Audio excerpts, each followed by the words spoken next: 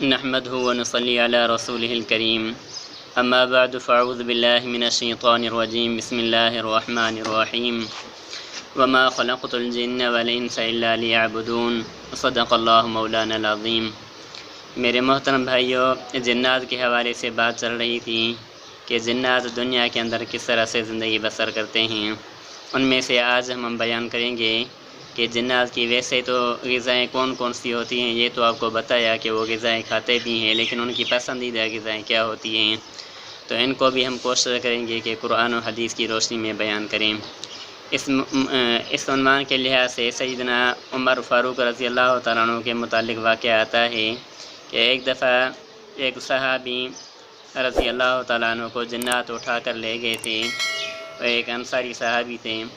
وہ جب واپس آئے تو ان سے امیر المومنین حضرت عمر فاروق رضی اللہ تعالیٰ عنہ نے فرمایا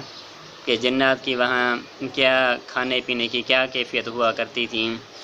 تو انہوں نے بتایا کہ وہ لوبیا کھایا کرتے تھے۔ یہ ایک قسم کی خاص سبزی ہے جو کھائی جاتی ہے، تو انہوں نے کہا کہ وہ جو لوبیا ہے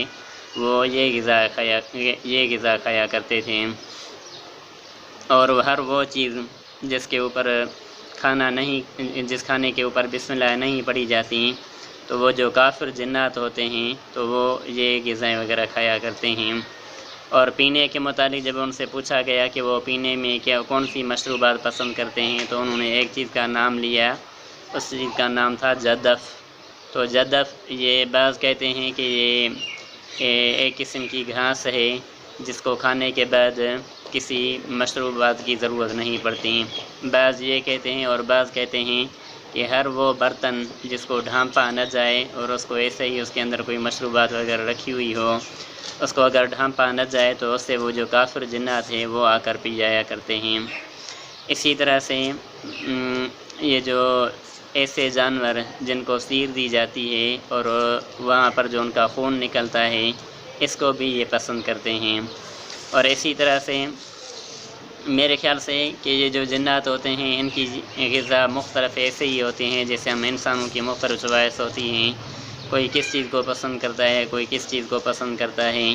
تو غالباً اس انصاری صحابی رضی اللہ تعالیٰ نے جو واقعہ بیان کیا تو وہ جنات کے پاس رہا کرتے تھے، شاید وہاں کے جنات اس چیز کو پسند کرتے ہوں گے، اس لیے انہوں نے اس چیز کو بیان فرمایا۔ کیوں کہ ایک دفعہ یہ ہوا کہ میرے پاس بھی کچھ جنات آیا کرتے تھے کبھی کبھار باتوں کرنے کے لیے، میرے اپنے سامنے کا واقعہ ہے۔ تو میں نے ان کو ایک دفعہ بہت اصرار کیا کہ آپ میری طرف سے کبھی کھانا کھایا کریں، کبھی میری ایک دفعہ دعوت کھائیں۔ تو پہلے تو وہ انکار کر رہے تھے، لیکن جب میں نے ان کے اوپر زیادہ یعنی یوں سمجھو کہ اصرار کیا، تو پھر انہوں نے کہا کہ کیا آپ ہماری پسند کی غذا ہمیں کھلائیں گے یا پلائیں گے؟ تو میں نے کہا کہ آپ کی پسند کی غذا کون سی ہے؟ تو انہوں نے بتایا کہ ہم گائے کا گوشت وہ کھانے میں پسند کرتے ہیں،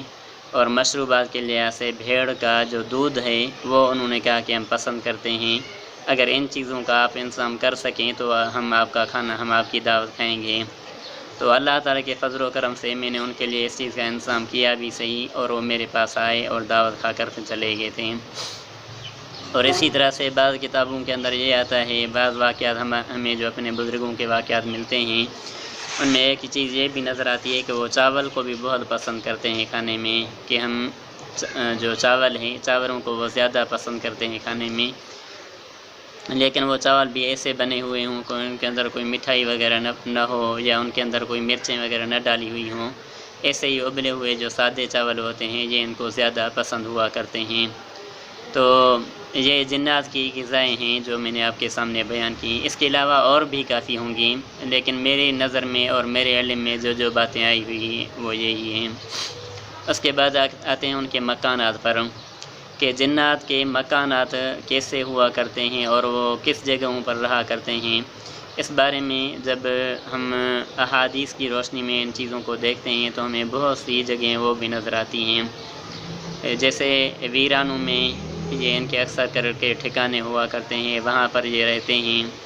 جو چچل میدان ہوتے ہیں ان میں رہا کرتے ہیں، اور جہاں کھجوروں کے جھرٹ ہوتے ہیں وہاں بھی یہ رہا کرتے ہیں، اور اسی طرح سے جو بل ہوتے ہیں، سوراخ وغیرہ جو ہوا کرتے ہیں جنگلوں کے اندر، ان کے اندر بھی وہ رہا کرتے ہیں۔ اس بارے میں میں آپ کو واقعات بھی سناتا ہوں۔ ایک دفعہ حضرت بلال بن حارث رضی اللہ تعالیٰ عنہ یہ اپنا ایک واقعہ بیان کرتے ہیں کہ ہم ایک دفعہ نبی کریم صلی اللہ علیہ وسلم کے ساتھ کسی سفر میں تھے، کسی جگہ پر پڑاؤ ڈالا،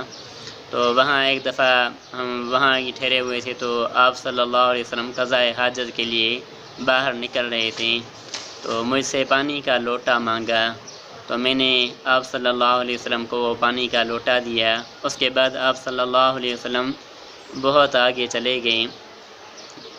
جہاں آپ صلی اللہ علیہ وسلم چلے گئے تھے تو وہاں سے مجھے کچھ چیخنے اور چلانے کی آوازیں آ رہی تھی، عجیب قسم کا شور و شغف مجھے سنائی دے رہا تھا۔ جب آپ صلی اللہ علیہ وسلم وہاں سے واپس آئے تو میں نے عرض کی کہ یا رسول اللہ صلی اللہ علیہ وسلم، میں ایسی قسم کی آوازیں وغیرہ سن رہا تھا، یہ کون سی آوازیں تھیں؟ تو آپ صلی اللہ علیہ وسلم نے مجھے بتایا کہ وہاں پر مسلمان اور کافر جنات کی آپس میں لڑائی ہو گئی تھی، جو رہائش کے اعتبار سے وہ آپس میں لڑ رہے تھے، تو میرے پاس فیصلے کے لیے آئے تھے، تو میں نے ان کا فیصلہ کیا، اور فیصلہ اس طرح سے کیا کہ جو مسلمان جنات ہیں ان کو میں نے جو بلند جگہیں ہیں میں نے ان کی تشکیل وہاں کر دی، اور جو کافر اور مشرکین جنات ہیں میں نے ان کی پست زمینوں کے اندر ان کو بھیج دیا، ان کے لیے وہاں والی زمین منتخب کر دی۔ تو معلوم ہوا کہ جو چٹیل میدان ہوتے ہیں تو ان کے اندر بھی جنات وغیرہ رہا کرتے ہیں۔ اسی طرح سے ایک واقعہ آتا ہے سیدنا زید بن ارقم رضی اللہ تعالیٰ عنہ کا، وہ فرماتے ہیں کہ آپ صلی اللہ علیہ وسلم نے ہمیں فرمایا کہ جب بیت الخلاء جاتے ہو تو بیت الخلاء میں جانے سے پہلے دعا پڑھا کرو، اللہم انی اعوذ بک من الخبث والخبائث، کیونکہ وہاں شیاطین اور جنات کی رہائش ہوا کرتی ہیں۔ تو اور اسی طرح سے وہ بلوں کے اندر بھی، یعنی جو جنگلوں میں جو سوراخ وغیرہ پائے جاتے ہیں تو ان کے اندر بھی رہائش ہوا کرتی ہے، ان کی رہائش ہوا کرتی ہے۔ اس بارے میں ایک واقعہ آتا ہے حضرت سعد بن عبادہ رضی اللہ تعالیٰ عنہ کا، جو آل خزرج کا سردار تھا،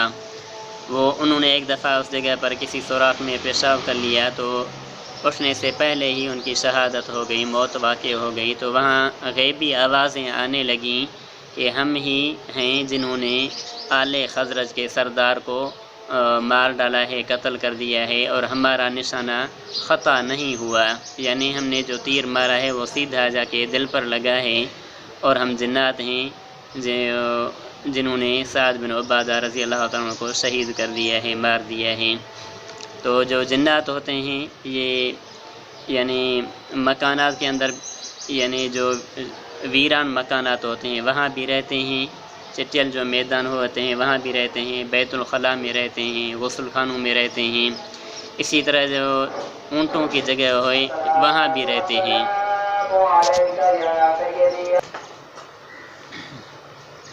تو اسی طرح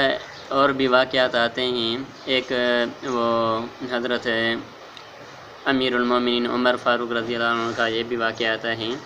کہ ایک دفعہ وہ عراق جانے کا ارادہ کر رہے تھے، تو ان کے جو مشاورین تھے تو ان میں حضرت کعب احبار رضی اللہ تعالیٰ عنہ وہ بھی شامل تھے۔ تو جب آپ نے ان سے رائے لی تو انہوں نے کہا کہ یا امیر المومنین، میرے خیال سے کہ آپ عراق نہ جائیں، کیونکہ وہاں زمین کو اگر 10 حصوں میں تقسیم کیا جائے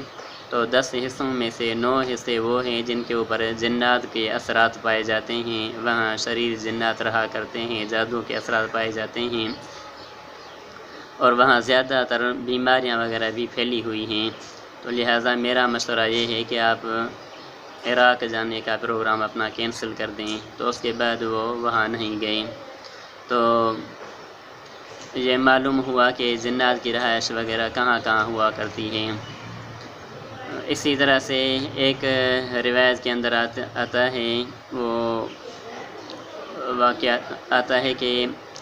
جو تیسری زمین ہے اس کے نیچے اور چوتھی زمین کے اوپر، وہاں پر اتنی زیادہ جنات رہتی ہیں، اتنے زیادہ جنات رہتے ہیں کہ فرمایا کہ اگر وہ باہر نکل آئیں، تمہارے سامنے آ جائیں، تو ان کی زیادہ تعداد میں ہونے کی وجہ سے تمہیں سورج کی روشنی بھی نہیں دکھائی دے گی۔ تو معلوم ہوا کہ جو جنات ہیں یہ کہاں کہاں رہتے ہیں، ان جگہوں کے اندر رہا کرتے ہیں۔ اور آگے چلیں گے کہ جنات کا انسانوں کے ساتھ ازدواجی تعلقات جو ہیں، یعنی شادی بیاہ کے جو تعلقات وغیرہ ہوتے ہیں، کیا یہ ممکن ہے کہ یہ ناممکن ہے۔ انشاءاللہ ہم اگلی ویڈیو کے اندر یہ آپ کو تفصیل بتائیں گے۔